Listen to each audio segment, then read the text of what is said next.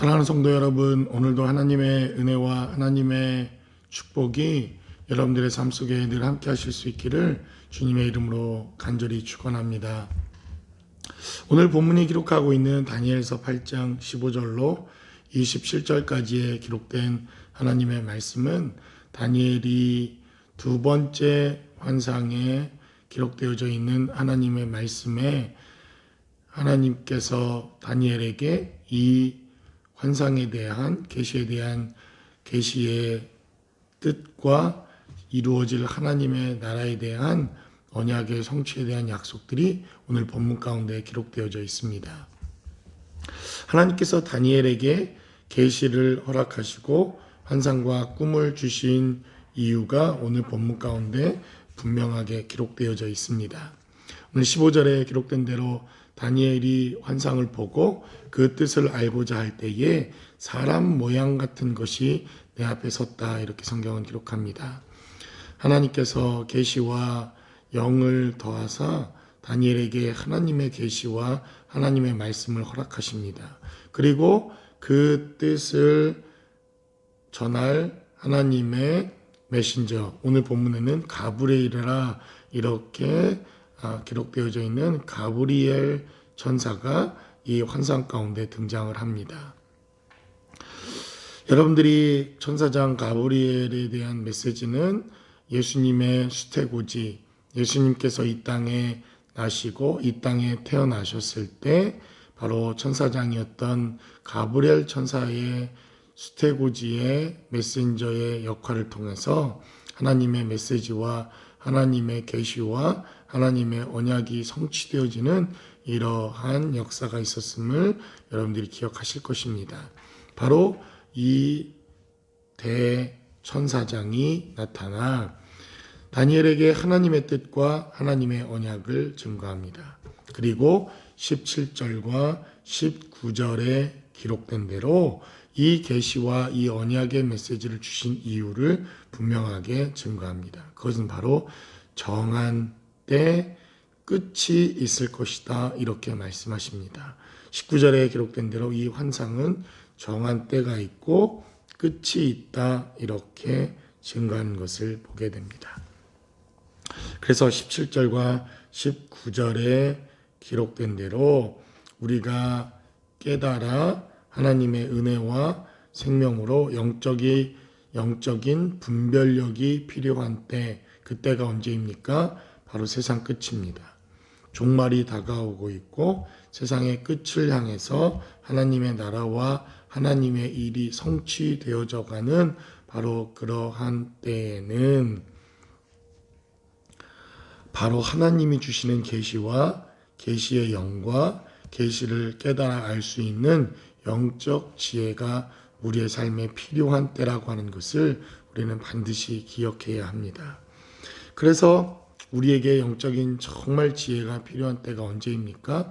종말을 향해서 달려갈 때입니다. 종말의 때에, 마지막 때에 하나님의 언약과 성취가 이루어지는 바로 그때에는 하나님이 정하신 바로 그때에 우리는 하나님의 언약을 성취하고 하나님의 언약의 때에 이루어질 일들에 대한 하나님의 약속을 붙드는 것, 이것이 우리의 삶의 자리에 정말 필요하다는 것입니다. 그리고 20절로부터 25절까지는 메데 파사라고 하는 나라가 일어나고 헬라의 나라 그리스가 일어나 세상을 정복하는 바로 그러한 하나님의 언약과 성취에 대한 메시지를 증거합니다. 그러나 그 그리스가 곧 멸망하고 내 나라로 분열될 것이라고 하는 하나님의 언약이 또한 메시지 가운데 기록됩니다. 23절에 기록된 대로 이 내 나라 마지막 때에 반역자들이 가득할 즈음에 한 왕이 일어나리니 그 얼굴은 뻔뻔하며 속임수에 등하며 라고 성경은 기록합니다. 알렉산더 대왕이 죽고 난 이후 그리스는 네 나라로 분열하게 됩니다. 그리고 곧 있어 그 네 나라도 역시 각각의 운명에 맡겨진 하나님의 경륜과 섭리에 따라 멸망을 당하게 됩니다. 그리고 마지막으로 일어나는 나라, 바로 그 로마가 일어나 이스라엘은 성전을 잃어버리게 되고 다시 한번 성전이 파괴되고 전 세계로 흩어지는 이러한 하나님의 언약과 약속의 성취가 이루어지는 바로 그때에 다니엘은 하나님의 환상과 하나님의 꿈을 통해서 이러한 일이 반드시 일어날 것이라고 하는 하나님의 언약의 메시지를 듣습니다. 이렇게 하나님의 메시지와 하나님의 언약의 메시지를 들었던 다니엘은 몸져 알아눕습니다. 27절에 기록된 대로 이에 나 다니엘이 지쳐서 여러 날 앓다가 일어나서 왕의 일을 보았느니라.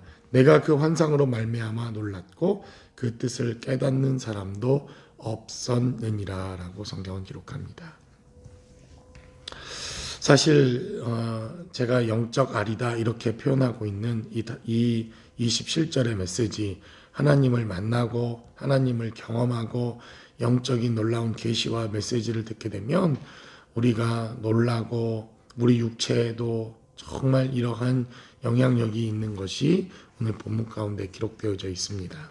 다니엘이 하나님의 계시의 메시지를 듣고 놀라 그 삶의 자리에서 육체의 아리를 하고 그리고 이러한 일들을 깨닫기 위하여 얼마나 그가 수고했는가 하는 것을 오늘 본문은 우리에게 증거하고 있습니다.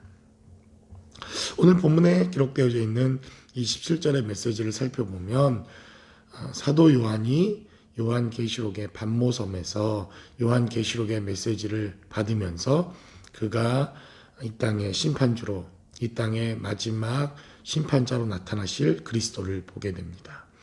그러나 지금까지 보아왔던 그리스도와는 다른 모습의 완벽한 하나님으로 나타나는 그리스도를 봅니다.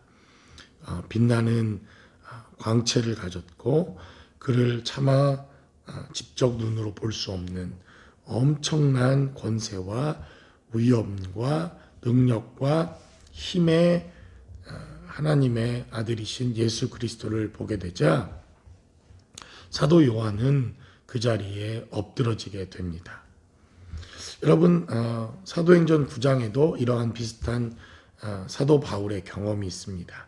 다메섹 도상으로 그리스도인들을 핍박하기 위해 여정을 떠났던 사도 바울은 다메섹 도상에서 예수님을 만나게 됩니다.